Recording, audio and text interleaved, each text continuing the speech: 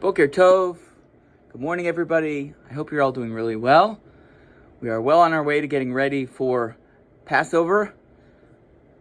I have spent already a lot of time cleaning. Spent a good part of my day off yesterday cleaning my refrigerator. Already went shopping. Already know what's missing from one store and what I have to get from another store. We're well on our way to getting ready. But every year when I'm in the middle of getting ready, I stop and ask myself whether or not I'm really getting ready.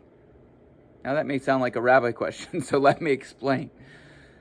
It's easy to do the technical things, to switch the dishes and do the cleaning and do the shopping and get rid of all the chametz and vacuum the cars and okay, great.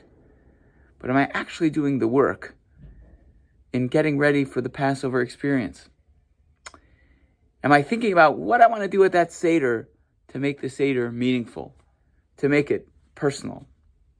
After all, that's the mitzvah. The rabbis teach, B'chol dor vador chayam adam lirot et atzmo ke'ilu hu yatsa mitzrayim. In every generation, we have to see ourselves in the story, as if we left Egypt. We have to make the story personal. We have to talk about what the story means to us. And I think we have to do that on two levels. I think we have to do that on the level of an individual and on the level of being a part of the Jewish people. What does Passover mean to me? I think back to my childhood seders.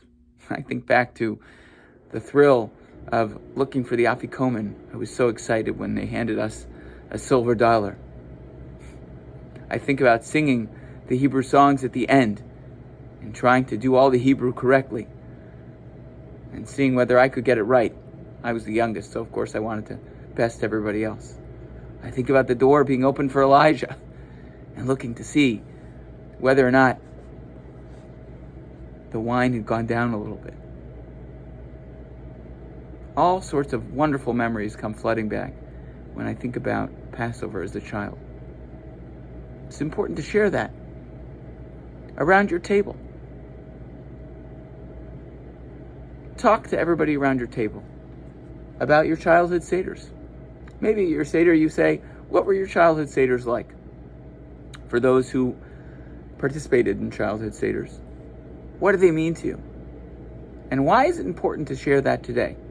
Because underneath those memories and underneath that story, what we're talking about is why being Jewish is important and why anything that Judaism has to teach us is important to us as individuals.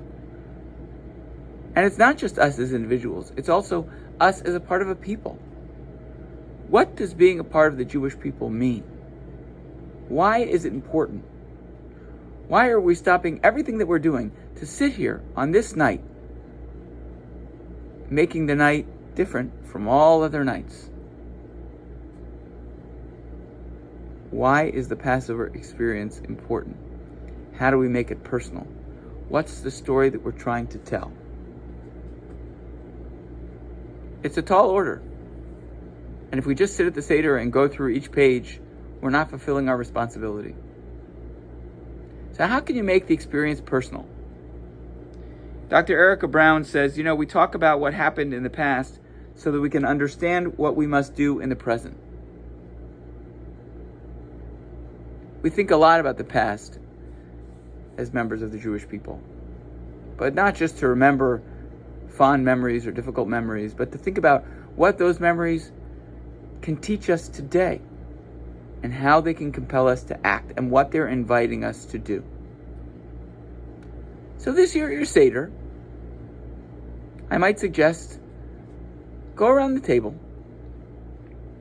and ask one another to share early Passover experiences.